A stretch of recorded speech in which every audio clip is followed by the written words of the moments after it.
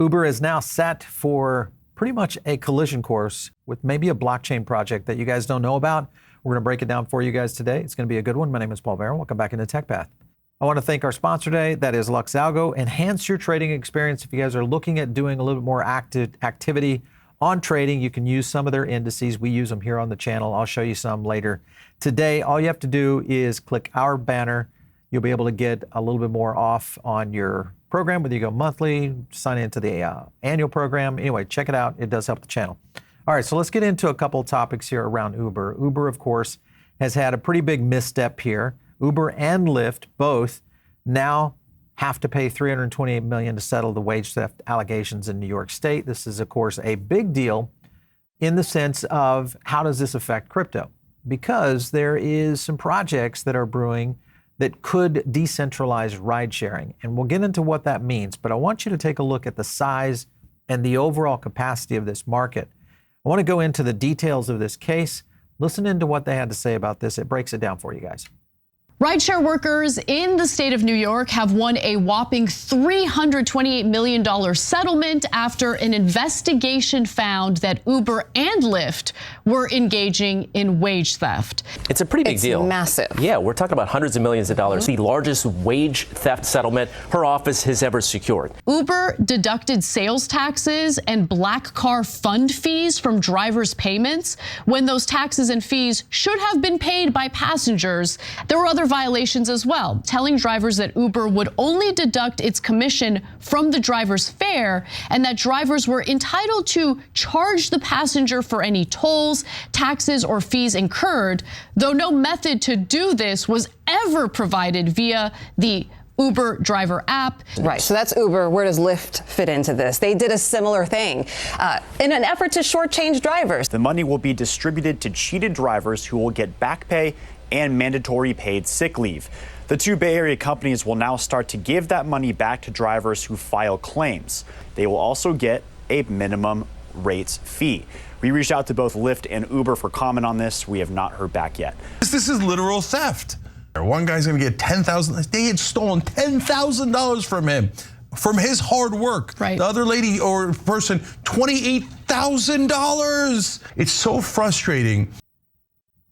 Now, I know this sounds like a lot of money, but in reality, if you look at Uber, the stock price, this is a $138 billion company here. So they have been kind of going up since this. So they're definitely not getting impacted right now. I think the bigger factor here is going to be how does this impact the driver sentiment when, and you know, I'm sure you guys have talked to Uber drivers out there. They're not typically the most happy and go-lucky people around what their service is, and for good reason. I think a lot of this has really started to maybe brew. Now, how does this affect the crypto market? If you look at Uber's quarterly revenue, this is a good example of where this market is going. These are markets that are potential disruption markets.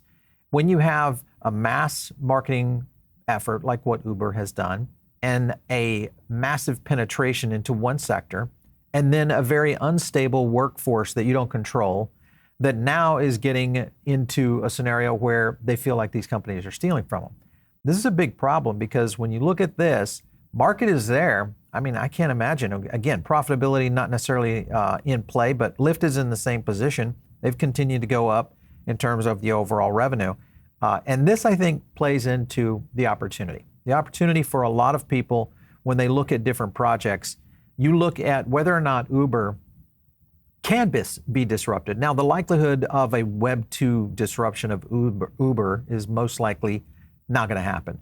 You look at their journey of their losses. This is a company that has continued to be at a loss, even though they did have their first operating profit, but that was because they had a special payment coming in to essentially put them over the line. This would be a continuous profit loss company overall. So what's the purpose? If you just see continued stock values continue to go up, but yet the company can't make money. This is kind of one of those classical perfect situations. And if you look at the market overall, this is probably quite a bit under reported. This shows between 2024, around 47, 48 billion, up to 2029, 2030-ish, you're going to see somewhere around 90 billion in terms of global ride-sharing market.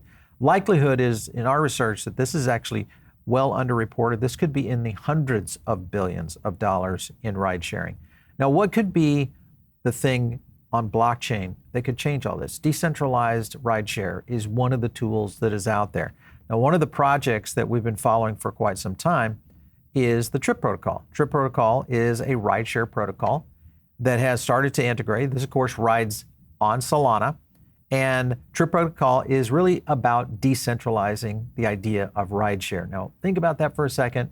There's a lot of drivers out there. This is going to be, I think, one of those opportunities where if you start to see an app or a program like Trip start to make its way into the driver community, it's going to spread like wildfire, mainly because of what's happened over here with Uber. And we've done a couple of videos on this before. Uber 3.0, this was talking about Solana and Teleport, this Teleport being Trip protocol. And then all the way back here to a year ago, ride sharing coming to Solana. And this has actually happened in terms of the project. Now, the key here is scale. And I think that's the thing that we've got to look at is scalability on something like this. Once it's going to be kind of very slow and then all at once. That, I think, much like Uber was. If you guys remember, many cities did not have Uber in the very beginning, for those of you that didn't know that. But the whole point is that Uber was very slow, and then all at once it started making its way into a lot. I think that's going to happen here with some other opportunities. Here's a Teleport CEO. He's talking about Uber in general and what it means to the market. Listen in. I think people are also not really, aware just how bad the numbers in this space are. If you spend $1,600 on acquiring a driver and then pay that driver less and bleed drivers at 10 to 12% a month, which is absolutely insane, but that's what it is. There's a concept in economics called supply and demand elasticity. Elasticity of the rideshare market is one of the highest in any industry encountered, which means if you pay drivers more, they spend more hours driving and more drivers come online. And if you charge customers less, they take more rides and more people start using the rideshare apps. So very much so, you could lower that. Uber just decides that charging, paying drivers less and losing them and then just spending money on acquiring new ones is better for them. This is only possible in our monopoly.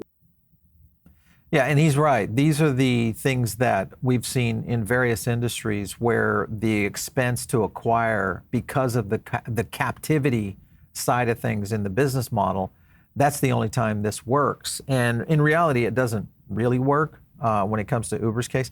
He talks also a little bit more, Paul talks a little bit more about what it would take to get people to switch. Because these are drivers that, when you think about brand affinity and loyalty to both Lyft and Uber, do they really have it? And if a project like this came into the marketplace that gave them decentralized ride-sharing capability, would they switch? Listen to what he had to say.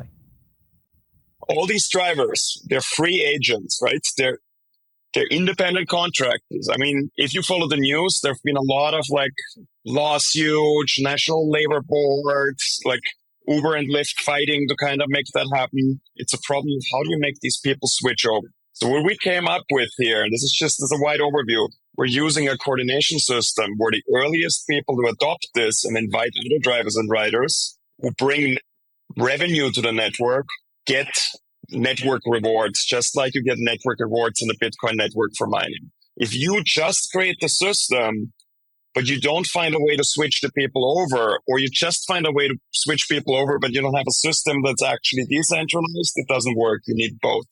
We have already seen random drivers join our Telegram channel and just, make their own logos, their own designs, their own T-shirts. I think people want this. I would have to agree with him. I think people do want to. If you look at the breakdown, this is an example of one of the trips.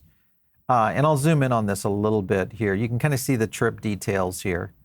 And look at the payment variations here. Total payment, $15. Driver earning, 90%. Operator fee, the 5%, and then the protocol fee. So you can see this is a huge deal. Now, it is still limited in terms of the signups. You can only get an invite to this private. So it is one of those things that's going to take some time. Here's the invitation process. But currently, I don't know if this is up to date, but it's around 1,500 potential signups right here. This will get to I think, a viral position. Once this starts going out with a driver, because you remember, these drivers, what do they have? They have the one connection to the marketing of Uber that Uber doesn't even have. Remember, you, the customer, now with a driver who becomes kind of that brand ambassador. And if they're using Lyft and Uber, what's the next thing? They're going to use a third-party decentralized app that eventually they say, wait a minute, I'm getting paid more on this. Hey, Mr. Customer, you should try using this. Download the app. You've got millions and millions of consumers that are going to get that kind of treatment from maybe a driver that starts to push them into the next generation. So Teleport is the project. It's one we've been watching for quite some time. It does ride on Solana. And it's one of those right now that, again, you can only get through the Telegram. It's on a wait list. There's a lot that they're trying to do on the protocol itself to be able to decentralize this. Once they get that under play, I think this is going to be the next major shift in how utility, especially in blockchain, starts to show it in the general market. Now, if you think about Elizabeth Warren, typically your poster child, Elizabeth Warren, is crypto army, right? She was actually fighting for drivers during a period in which all this stuff was going on. Listen to this clip. It might surprise you. And Senator Warren, we know that you specifically pushed for certain parts of the stimulus package and have even asked for other important changes, including calling on Uber, Instacart, these big gig economy companies to reclassify those contractors as employees. What's the status there? So far, they haven't been willing to do it. So that's why I've been pushing for these CEOs to provide their frontline delivery workers with the basic rights and protections that they'd be guaranteed. We need to treat these people fairly. These people are an essential part of keeping our country going right now.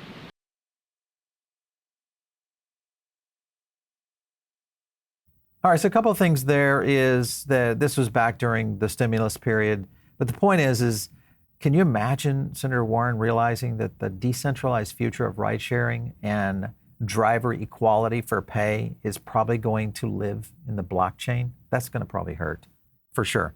All right, just taking a look at the charts to take a look at Solana right now, starting to recover slightly here after hitting right around 80 bucks. And I'd love to know, are you guys continuing to go into Solana? Right now I'm using the Lux Algo price action concepts, showed you some of the order areas. The one I'm watching right now, again, is trying to get down into the 75 to 76 range. Whether or not we see that, Bitcoin's still hovering around 39 to 40,000.